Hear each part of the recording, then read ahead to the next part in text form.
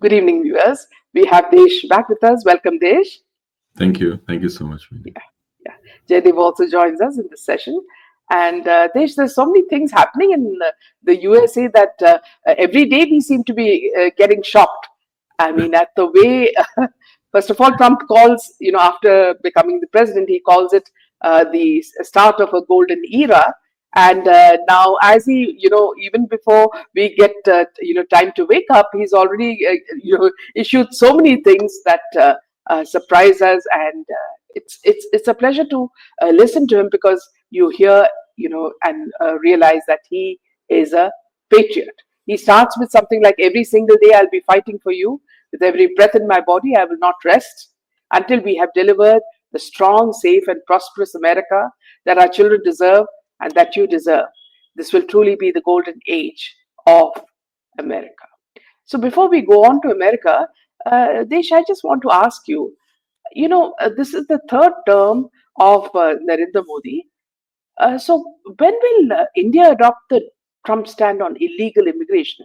When will we declare an emergency on our borders? When will we deport illegal Bangladeshis and Rohingyas? And what is stopping us? So I think there is. I mean, like as far as the deporting people is concerned, deporting illegal people are concerned, that is something that should have happened. But it is so intertwined in our own internal politics as well as the external politics that like it becomes very tough to actually make it happen. Even in this case, see, Trump, in his last term, wanted to do this, but he could not do a whole lot on, deporting illegals. Even this term, you will see that even though he tries to do that, he won't be able to deport a whole lot of people outside because it's not going to be so easy, right? Because like once you start doing it, there are so many quote unquote human stories that the media comes and brings them up that that becomes a very bad copy for anyone who's involved in that. There are families, like in all this, which are impacted, and many other things. The Once a person comes into a country, that person actually gets involved and engaged in so many different things, so many different politics, so many different like local stuff, that it is very tough to take that person out and not impact the people who are there supporting him, right? So that has been a major issue even in India. Like if you see, there are so many different politicians who have been involved with all this. So once you start doing it, their clout actually starts impacting, just like it happens in the US, and just like it happens in Europe as well. So unless and until there is a national consensus and there is a national movement to not let people come in, it is very difficult to make people go out. So even though he has called it a national emergency and he wants people not to come in from there, uh, as far as deporting illegals is concerned, I will be watching this very carefully because I feel beyond a certain point, beyond a certain level, it will be very very tough for him to throw so many people out. Yeah. So it is always. I mean, it is a like multifaceted and like very strongly intertwined. I mean, people in India, for example, people who got Aadhaar, people who got bank accounts, people who got all these things, got that because they had certain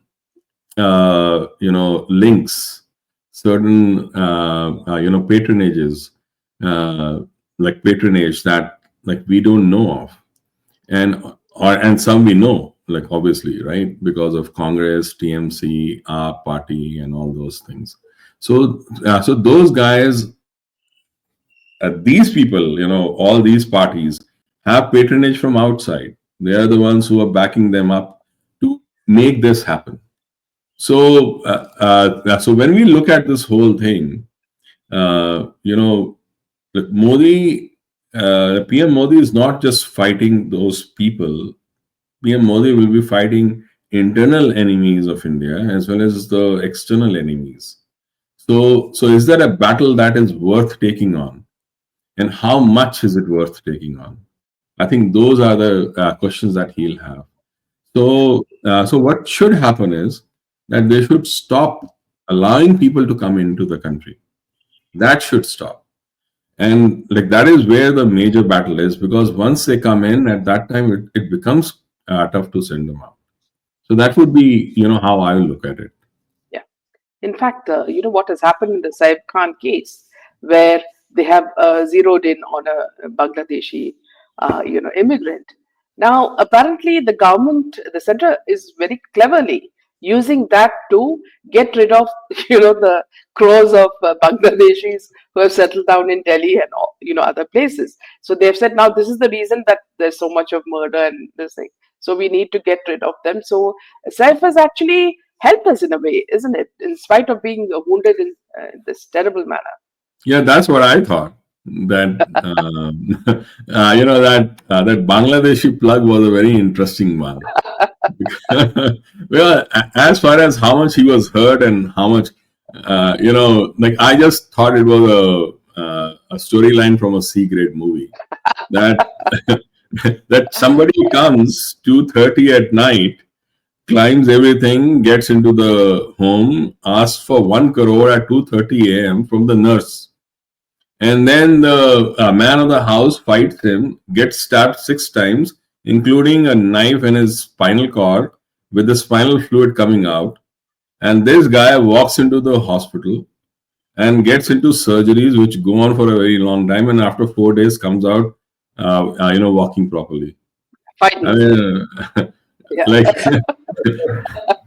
I was saying that even Kader Khan couldn't have done better than this. Exactly, exactly. And also the fact that, see, Karina was very, she was also very gracious. She said all my jewelry was just lying around. Still, he didn't want that, he just wanted that 1 crore. Well, 1 crore was lying around him, he could have just taken and gone. And the beauty of the story is that Mumbai police are not sure about which face to show, because every time they show a CCTV footage, they are showing different people. It's like an array of Bangladeshi immigrants. So that's Amazing. yes. So that is one of the ways now they will hope to get rid of the crores of Bangladeshis who have settled down in India. So moving on to Donald Trump. Donald Trump says that very amusingly, he says our first day in the White House is not over yet. My presidential personnel office is actively in the process of identifying and removing over 1,000 presidential appointees from the previous administration who are not aligned with our vision to make America great. Let this serve as official notice of dismissal of these 4 individuals, with many more coming soon. So he's named quite a few, like Jose Andres from the President's Council on Sports, Fitness and Nutrition, Mark Miley from the National Infrastructure Advisory Council, Brian Hook from the Wilson Center for Scholars, and Keisha Lance Bottoms from the President's Export Council. They're all fired. It's just like he's a CEO and he's just making decisions and he doesn't look left or right, isn't it? Right. And I think when I was actually, I remember when Vivek Ramaswamy was talking about this, he was saying that, you just look at the, like, what was he saying? The social security number, and any social security number ending in odd number or even number, you pick and choose one, and you throw, all the odd ones out or something like that. And then, like, look at the second number, if it is odd or even, and then throw half of them out. So you come down to 25%, and that is all we need. Now, it was a nice thing to rally up the crowd, that, when he said that. And it's nice when Trump says all these things to rally up people. But then, again, to throw so many people out within Washington, D.C. and within, the government itself, they're not sitting there, like for this last, like, 10 days. They have been sitting there for many, Yes. many years now. They have strong linkages. Like it is a big system that he's going to fight. So fighting a system takes a different kind of strategy than fighting people. He can throw a few people out, but will the system come down? That is the biggest question, right? And I think that is where I'm getting a little like worried now, uh, in the way this thing is being approached. I was thinking that it would probably be a much more serious way of approaching things. I can understand that, the pardons were given to Jan 6th. A lot of things were discussed, withdrawing from WHO. That was always given. I think WHO has become a cesspool of a lot of, you know, I want to interest, say. right? And I can understand, and also the DEI, initiatives that were like going on, it has created a lot of issues within the US. In any case, the companies were actually coming off of it, Yeah. in the recent times. So if you take, and then the ending of the birthright citizenship, uh, that will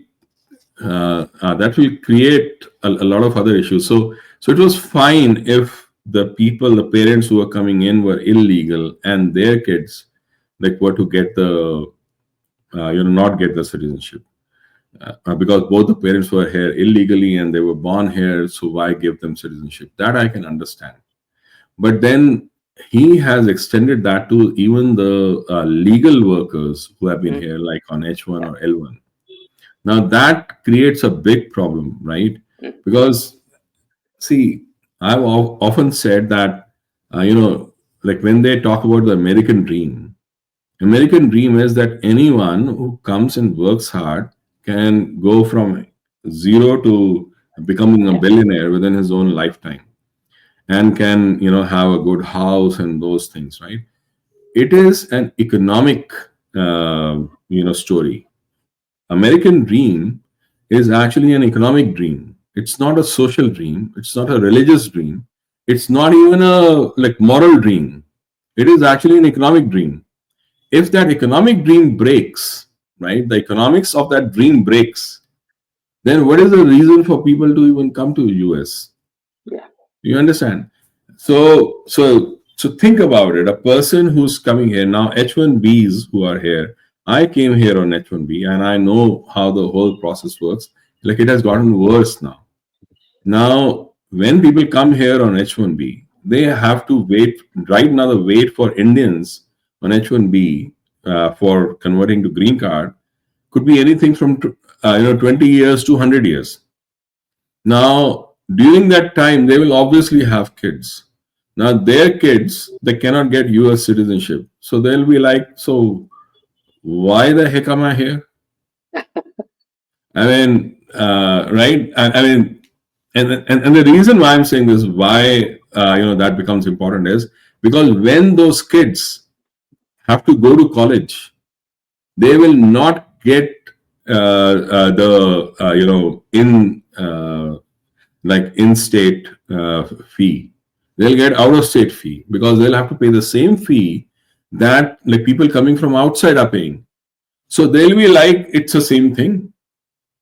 So why the heck am I, going to waste my money and like waste my self here? Then I'll just go back, because there in India the economy is growing much faster than here. So they'll be much better there. Because in the end, like there are so many things linked to this. When people say, oh, they won't get the like citizenship, like so what? Well, so what? The repercussions are those kids cannot like will have to pay like so many times more, 2 or 3 times more, and for no fault of theirs, because they have been staying here, they've been living here. So why would we actually want that to happen? So if the H1Bs go away, the real estate market will tank. In many of the subdivisions in Atlanta, in Houston, in Dallas, in New Jersey, in North Carolina, uh, in Florida. I've seen myself. You look at any of the new subdivisions of the homes which are coming up, almost all of them have at least 80%. Generally, it is around 90-95% Indians owning those homes. Most of them are an H1 because both husband and wife are working, and they are probably combined making around $200,000 like a year. That is why they can afford $500,000 homes or more. Actually, right now the home prices are between like $500,000 to 1 million. So close to 1 million, actually, like more than 800 million, like 800,000. So with those kind of homes gone, I mean people gone, how will you even like take care of the real estate? And with that comes the economic like pushback. So there is a lot of things involved here, which I don't know whether they have thought through completely or not. So he has taken a lot of steps, and with Vivek Ramaswamy going out of the Doge group, that raises a lot of other questions that I have in my mind, which we can talk about. But so I really feel that in the coming months things won't become so easy, and that is why in my mind I've been saying this again and again, that I feel that within the next 2.5 years they may come a time when they'll try to actually impeach Trump. It will come to Yeah, that.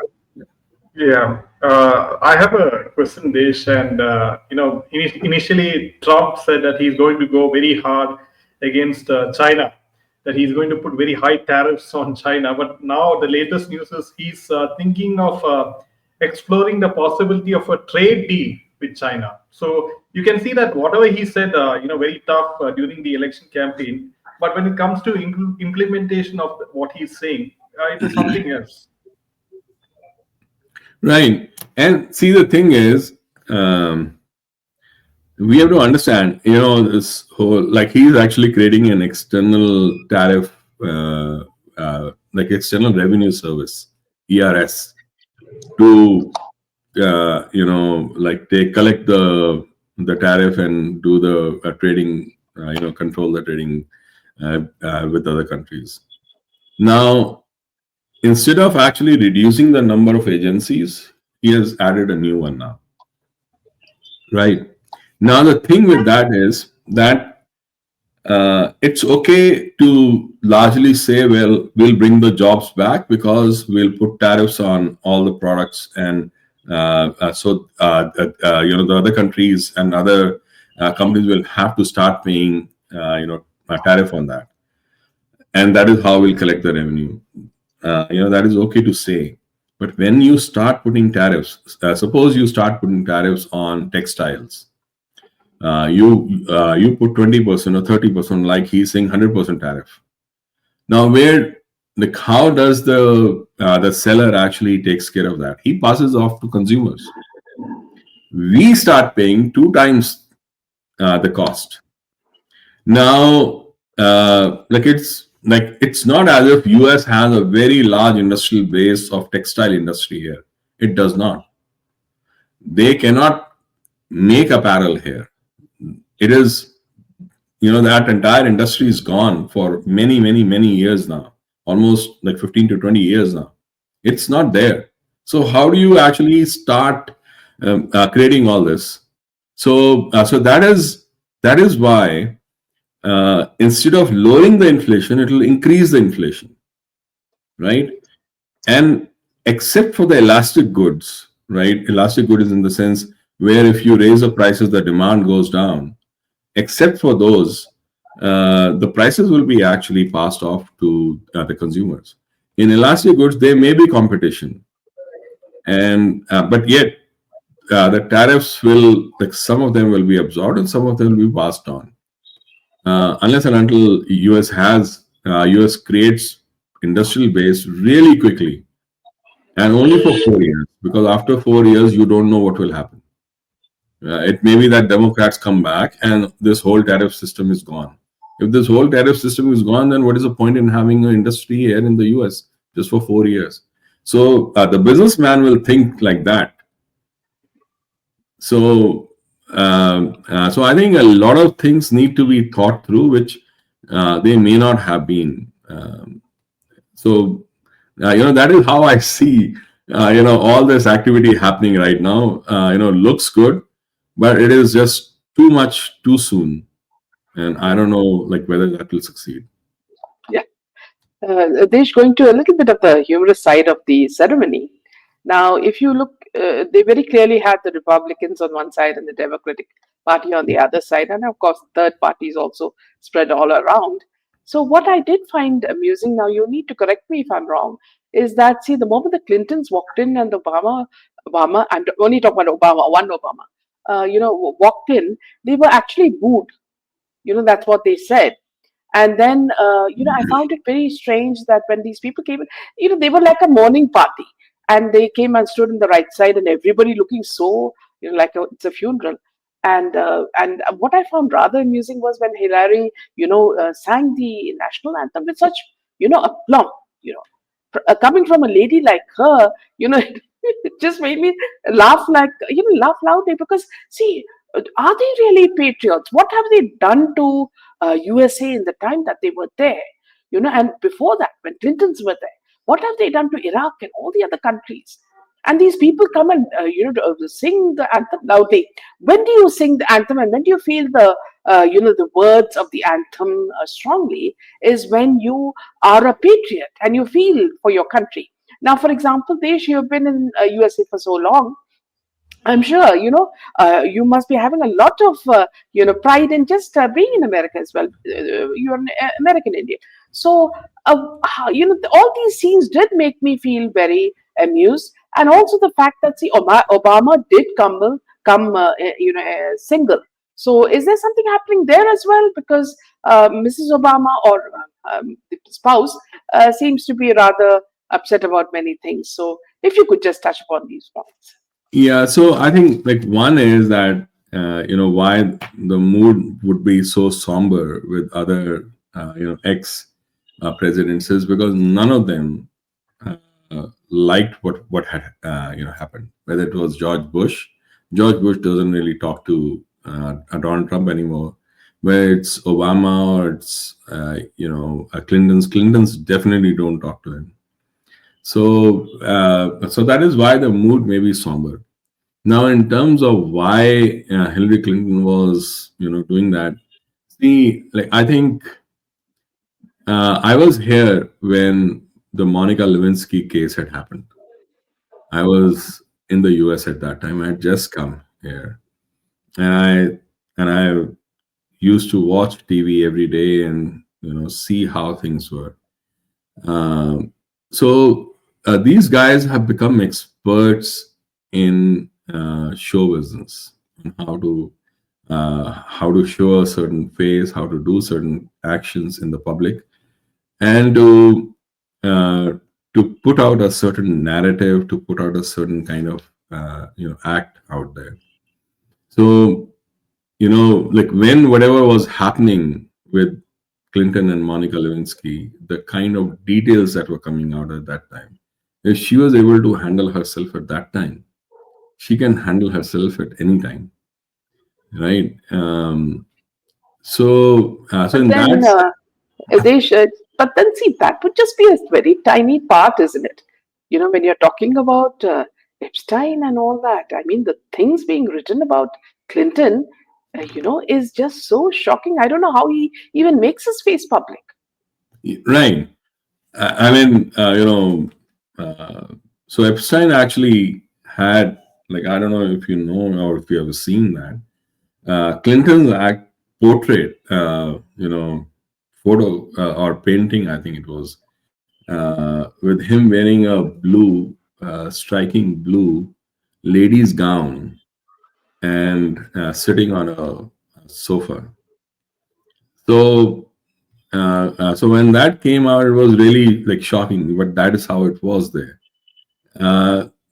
So all these guys, had gotten used to all this, and call all these things as conspiracy theories.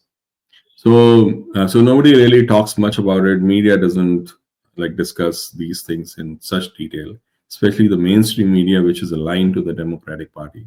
They don't really talk about all this, but very similar to India. correct. But in terms of Monica Lewinsky's case, the details, the salacious details, came out in open, and they were being discussed out in the open at that time. At that time, I would call that the age of innocence for America, because we hadn't seen all these things. For that time, it was a big shock. Right now, all these things are coming out, but it's still behind. It looks like Didi has educated everybody. Right. So in that sense, I would say that they are masters in this, and they are all involved in it together. Like, it's not as if it's just Bill Clinton. Everybody has been involved in all these things, and they're extremely it's very tough to even explain how these things work. Like, even like when I was I think I had talked about this, but Anik Lucas, who was groomed as a slave, a sex slave, by David Rockefeller. She was having an interview, and she was explaining, and she had written a book, but she was explaining about whom she would be sent to by David Rockefeller. It was one was this Emma Rothschild, and the other person was Pierre Trudeau, Justin Trudeau's father. So the kind of things that she told about Pierre Trudeau, you can't even imagine. But those guys are doing things the way they are doing things. And in terms of Michelle Obama, these stories about that both the Obamas, are not having are not on the same page, has been going on for a very long time. And in some way, it might actually be true. So there are a lot of things which are coming out, which shows that not everything. Because they showed a picture of them celebrating their anniversary, or I don't know, and a photo of that. And in fact, there was a complete dissection of that, saying that, see, some people have been rubbed out of that image, photoshopped and removed from that image because their plates were there, and also the way the Obamas were holding hands, and they completely dissected the thing and said that, see, what a drab place to celebrate an anniversary. And then also, I don't know whether you saw that video where Hillary Clinton keeps saying that, see, Michelle Obama is a man. Oh, it was not Hillary, but was it Hillary? Hillary, yes. Really? Yes. Because this thing has been going on, this story that Michelle Obama is a man has been going on in a lot of, MAGA type of, Trump type of groups. So I've been reading about this, and there are a lot of videos about why they think that, and also some photographs of some photographs of Obama in his younger days with a male looking very much like Michelle Obama, but a male. Right. And there were other photographs which people say that it seems like Michelle Obama has male body parts and things like that. So that was also that's also being shared. And then when even Macron's wife, they are saying, is actually a male. Yes. So these stories are going around quite a lot, and nobody knows whether it's true or not. But things are not good. But you remember, Desh, one of the journalists who did expose it, died after that. Right. Yeah, Macron's specifically. People went after them, and specific. There was this one journalist who discussed about Macron's wife, and he just went after that person very badly. So that kind of showed that there might be some truth to it, because if it was just a just a joke, and like he knew it was just conspiracy, he would have just let it go by saying it's conspiracy, but it Yeah. wasn't. Yeah. So that is why they are saying that it might actually be true in both the cases. And but Because now a I very, think they're- very prominent journalist in America died exactly after this happened. right. So I think there is a see. They have done whatever they had to do. Like, I don't think any one of them is going to come back to office now. But So my they have. question is, Desh, I'm not aware, but my question is that, see, if this is the truth, you know, that means they've fooled the nation for so long, isn't it? And in which case, what would be the punishment? Nothing. Nothing. See, like the most obvious issue that we saw was Hunter Biden. Hunter Biden is has been a drug addict. He was there, and he did whatever he did in Ukraine with China, and all those details came out. Hunter Biden laptop was found, all the details were in there. Yet, in the last election, 2020 election, they did not allow the Hunter Biden report to even come out, Mm. and that news to even come out. So the force pressure on all the media outlets, even social media, was so strong that it was just they put down. So in that sense, there, like again, there are a lot of these forces who are like working on this. In terms of like Obama and Clinton's. Now Clinton's have done whatever they had to do, and they are working behind the scenes. See, um, so there is a lot of merit in all these people working behind the scenes for them. Merit for them in the sense that they have plausible deniability.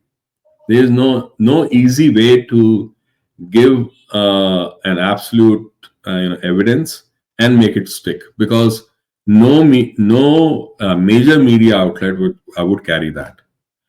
That is how the things work. So it's not, again, it's not just one person out there.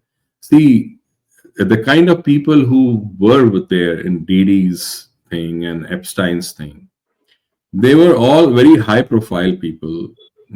The people who were being blackmailed were very high profile people. The people who were blackmailing were very high profile people. And all of them were not just in the US or the UK, they were across the world. Across the world. Even Israel's former PM was there in Epstein's list.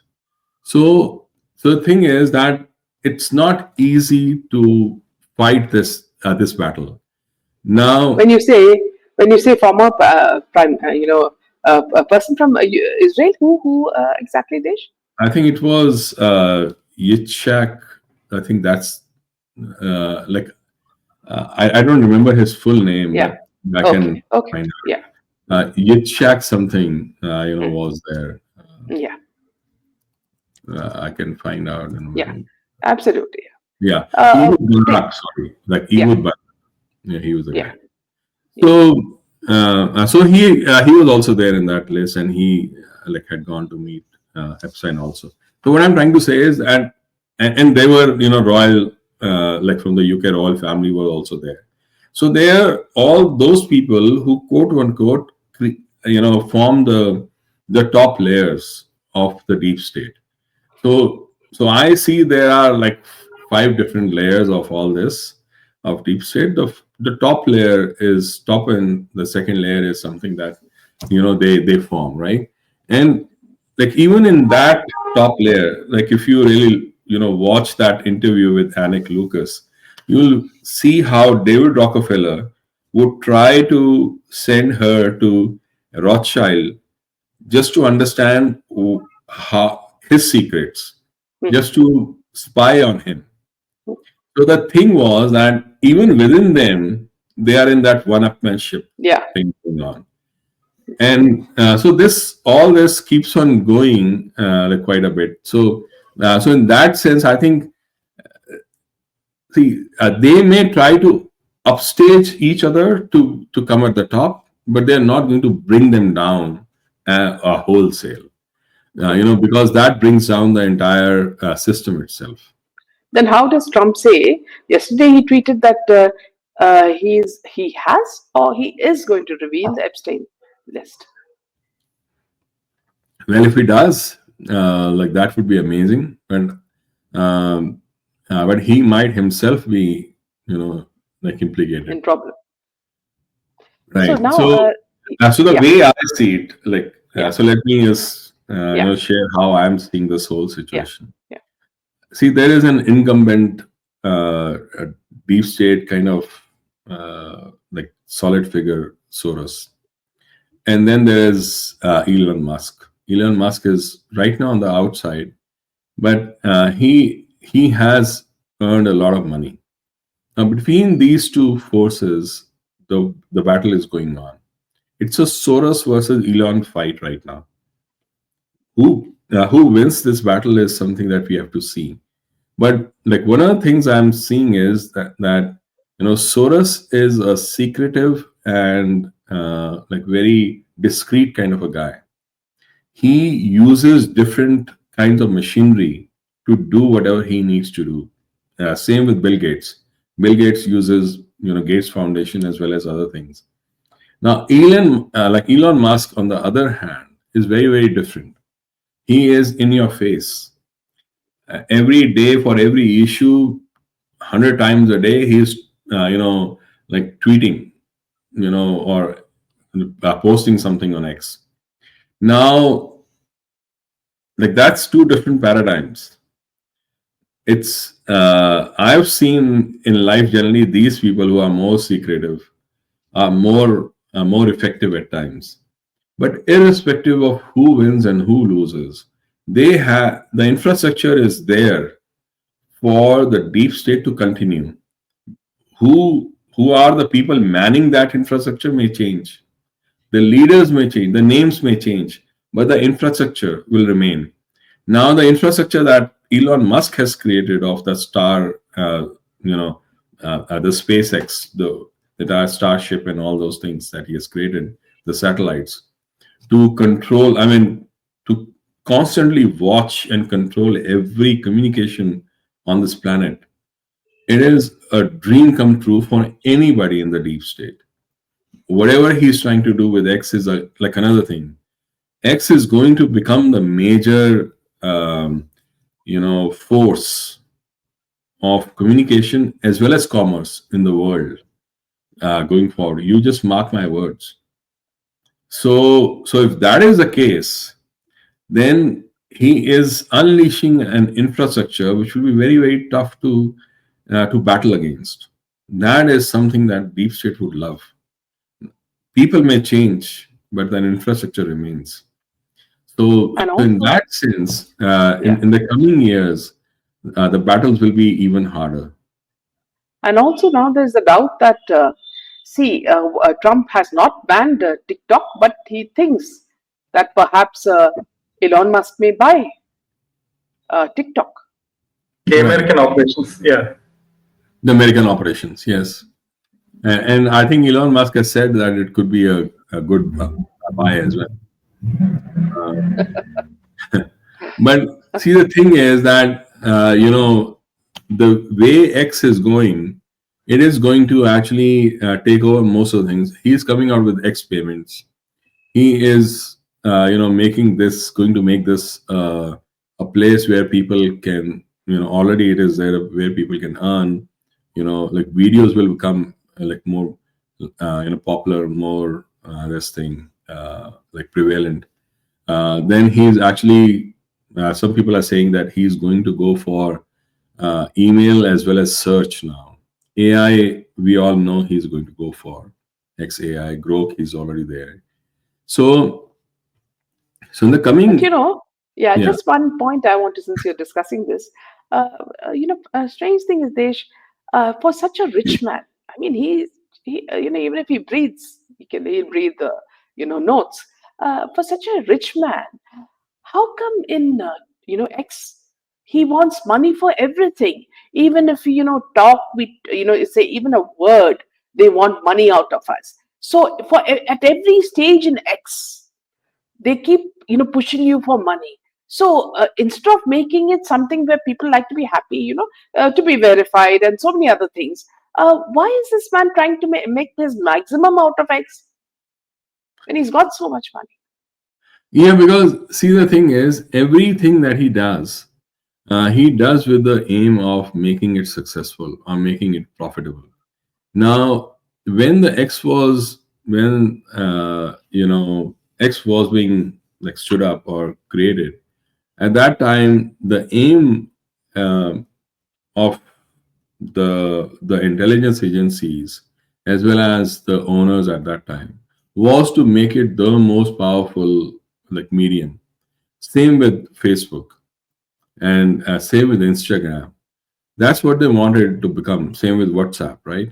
Because it becomes a great tool to do a lot of surveillance. That's what they wanted. They didn't care about profitability. But when it came into the hands of Elon Musk, he wanted it to actually be profitable because he saw that opportunity, and he has made it happen. That's the best part. So unless and until something really big comes as a competition, I don't see this going down. And he will ask for like whatever he can, because see, in the end, it is not about how much money a person has, right? At that level, I think if you really look at the story of how John D. Rockefeller actually went from being the owner of 90% of all oil and gas refineries within the US to becoming the owner of all the pharmaceutical stuff that happened later on. Or other, Bill Gates, for example, he owns the highest amount of agricultural land within the US. So if you look at those stories, you'll see that like it's more about the power that comes now.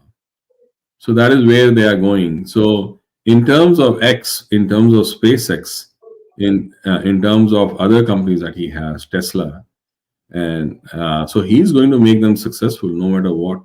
And he's very good at that as well, because if you really look at what SpaceX is doing in terms of how that rocket comes and parks itself. I mean, I just think of it. So many great scientists in so many great space agencies around the world have been working, and they have not been able to achieve this. And this man, within a matter of few years, has done it. Something he has that all those NASA, ISRO, everybody else combined could not do. Yeah, back to you, Jay. Yeah, so Desh, very interestingly, Gurpreet Singh Pannu, he said he was invited to the President Trump's inaugural Liberty Ball, and he was seen, going to a corner and saying, Khalistan Zindabad. So that was quite hilarious. So was he really invited, or did he buy the tickets to the ball? It's the question. That's an interesting one. I think so. So there may be, after all, that lady Dhillon, who's actually sympathetic towards Khalistan, is also there, right? I think she's the Attorney General now or something like that. So all these elements that are there will have some presence. How much of presence they have, I mean, like anybody can just go in there. I know quite a few friends of mine have gone and attended that. Now they could have easily gone to one side and said whatever they wanted and recorded themselves and shown. So it's not that big a deal, right? I'll just say that he looks more stupid than anything else, right? And like what was interesting was that Dr. Jaishankar was sitting in the right in the first row itself. That was interesting to me. Yeah. In fact, There's another Yeah, point. yeah, sorry. Yeah, Yeah. I just wanted to ask one question is now under Trump's administration, how is the Khalistani movement going to be looked at? And, especially when it's a threat against India. I don't think they will have much currency there, uh, despite the fact that people are talking about Dhillo being there. I don't think that they will be able to carry so much of weight. See, the thing is, it's not that Khalistan movement is there. Khalistan movement is not there. This whole thing was orchestrated by the CIA Yes. and other people. That is the point. Whether it Just was like the ISIS, isn't it? right, whether it was Richard Nixon and Kissinger who started the Khalistan movement in 1971, or it was now. This is all. Like Pannu should have absolutely no backup if CIA wasn't doing whatever they were doing. I mean, Niger, for example, was on the no-fly list of US and Canada. Why? Because he was they said he was a flying threat. So why would they like go hammer and tongs about all this thing that they are trying to do? So the thing is that like this was a CIA movement, and if the CIA is not allowed to do whatever they have to do, then this fizzles out. These people won't be able to do what they are doing. And then the unknown gunmen can do whatever they want to do, like as they keep on doing in different areas. Yeah. So nobody knows what happens, but like something happens. So, Desh, another very amusing thing during the ceremony is that a lot of religion has seeped into it, and there were a lot of prayers, I mean, which seemed to annoy the other gang, you know, because Kamala was watching this very, very, in a very sarcastic manner. And also, there was I don't know whether you saw this, but a gay lesbian priest, he tried to scold and embarrass President Trump and his family on the day after his awesome inauguration in a so-called church service. Because I think, especially after Trump said that there are only two sexes, female and male. So now, did you read about this? Yeah, I actually heard his, Yeah. a clip of his address, and I was like, His "What or the her. heck Yeah. is going on?" Yeah. Yeah. And I saw how JD Vance was, looking like he was looking here and there. Trump was stoic, like he was just looking unamused. And whoever did this will have a very, very bad time going forward because whoever allowed this to happen, because that should have been checked. Because you can't make things look so bad. So if this has happened on the very first day itself, imagine what the other side can do going forward, right? I mean, this is a worldwide open, humiliation like that happened, and it is almost like as if like nobody knew how it even happened. Because I heard that because he not just talked about the LGBT thing, he also talked about the illegal folks who were coming in, and he discussed a whole lot of things that that was not the right place to discuss, like at least on the first day. And also, you would have noticed that, see, all these people who were there when Biden was there, they've suddenly disappeared.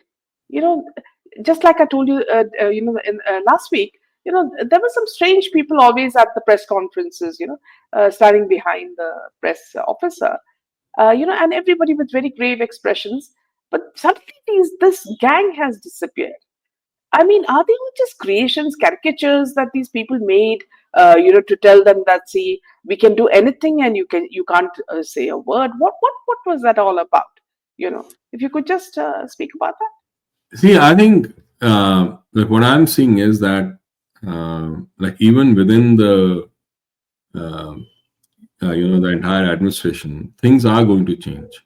So people who are they know that he will he actually goes without discretion. So he will try to do a whole lot of things, and very few people will be able to stop him. So in that sense, people who feel threatened would actually leave that place.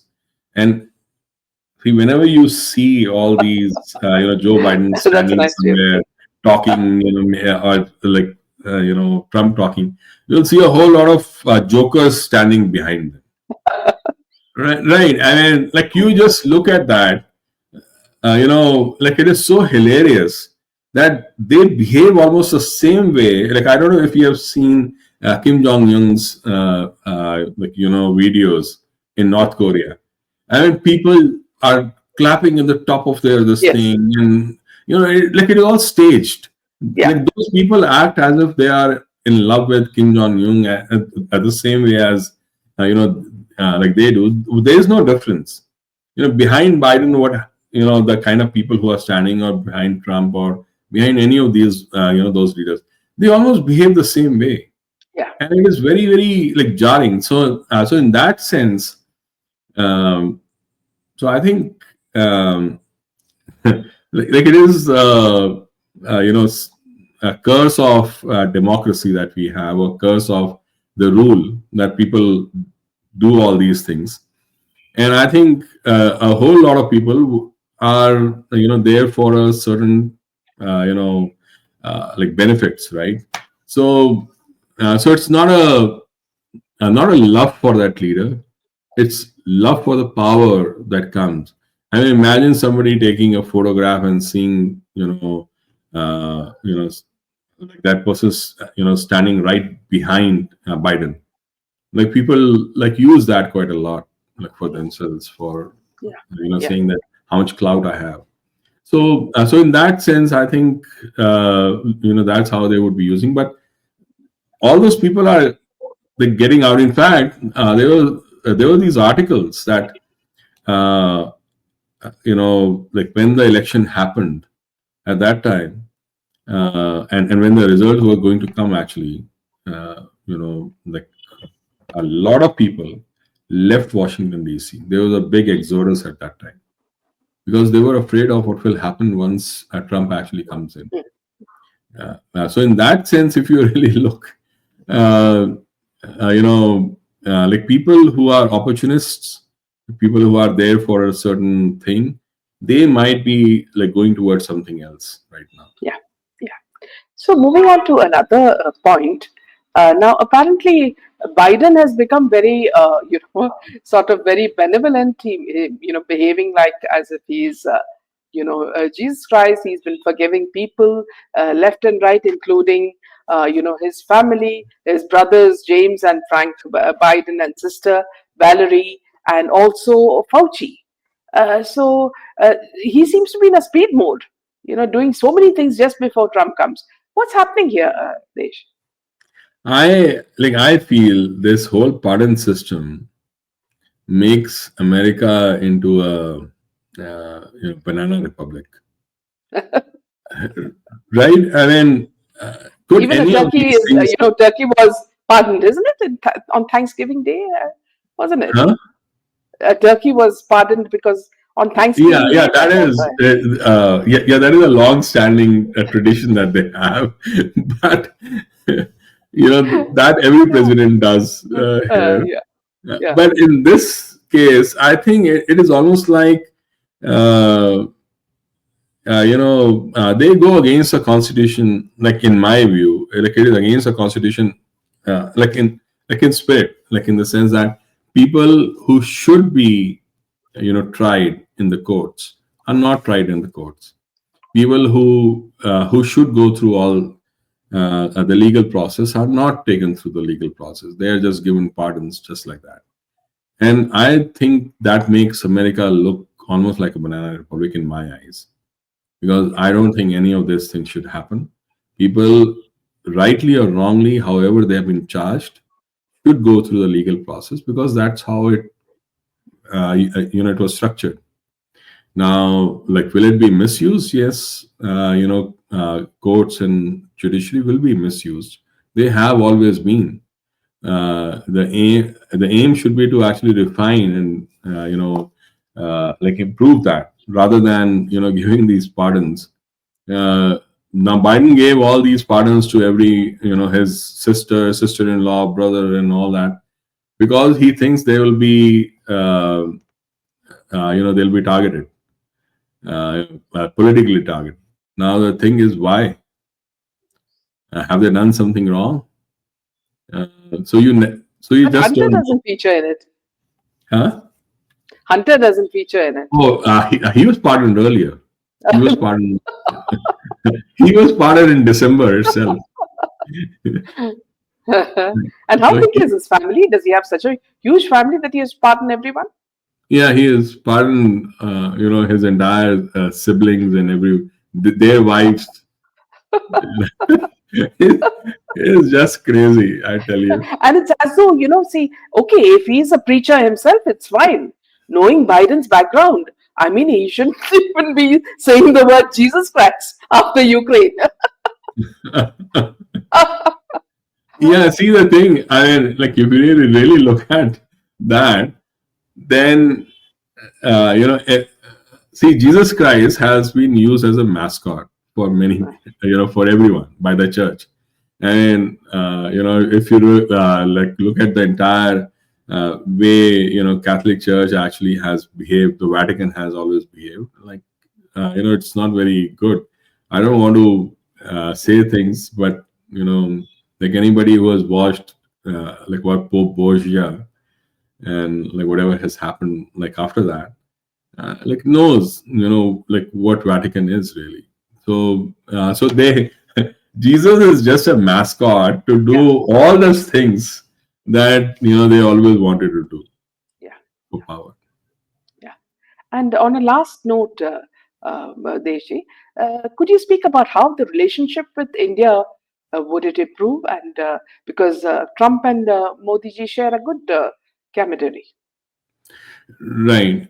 See, and while he likes Modi, and while he likes India, he says he likes Hindus and all that, and he has Kash Patel and Tulsi Gabbard and all those people in there.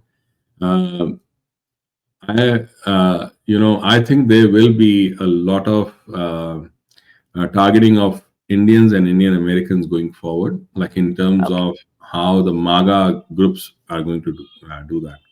The first casualty has been Vivek Ramaswamy, because he's been made to leave Doge group, um, which I think he's very smart. And, my personal theory about Vivek Ramaswamy is that he may have orchestrated that himself. Like obviously his tweet was there, but he is smart enough to know the repercussions of those tweets, like of that post that he did, because he see the thing is, this Doge thing will be a very dicey thing, because if Elon Musk really wanted to be in charge of that, he's a part-time guy. Vivek Ramaswamy would have been a full-time guy. He would have been the fall guy as well if things didn't go right. Now, he would have seen the kind of fissures that are there within the whole movement. I don't think. I think he probably feels that this thing is not going to succeed as much as he thought it will. That is why he wanted to go on one side and do something where he was in charge of things. That is why Governor of Ohio makes so much more sense. So, in terms of how things will unfold with India, I think I would say this, that India does not want any preferential treatment from US. It does not even want any overtly or covert, like special listing. What it wants is all the subversion to stop. Yeah. If the subversion in India stops with whatever all these deep state guys keep on doing, like propping up Indira Jaising, like AAP and Congress and this and that. If that stops, then the Indian government can focus more on development rather than battling all these forces. Yeah. In that sense, I think India will succeed. Yeah. And one last point. Yesterday, I saw a tweet by Kash Patel's father saying that, see, my son used to help me, count money in the, motel that I had. And now you see he is the FBI head. So that's something really, really worth, looking at. I mean, the father is so proud of his, of his son. So what do you say about that? Yeah, I think, see, the thing is, Kash Patel is an amazing, figure, right? He is a proud Hindu, but he's also like very proud American, which goes with a lot of Indian Americans who are here, who are born here, and who are like citizens here, who have worked hard here. Because in the end, for us, specifically the Hindus, there are a clear dharma for Karam Bhumi and Jan Bhumi, Yeah. and we are very cognizant about that all the time, right? That's how we work. So in this case, that's what kicks in, right? He's here and he's seen his son rise from wherever he was, because he would have come to like US with worked very, very hard in a motel. It's not easy, because I've seen how those people work. One of our neighbors, that uncle also had a motel, so I know how much he used to work. So what I would say is that from that point to become the FBI director takes a lot of effort, and he has his narratives right, his everything right, because it's also about that. And it's not easy to present yourself as a Hindu Indian American and then succeed to become the head of the FBI. That's not easy. Absolutely. So, On that note, we end the session. Thank you so much. As always, Desh, very interesting talking to you. And I believe you're also going to the Kumbh Mela. So yes, I hope you'll, pray for us as well, and the Candid Meena family as well. absolutely. Thank you so much. Thank Good you. night. Jai Hind. Jai Jai Hind. Shri Ram. Yeah, sure.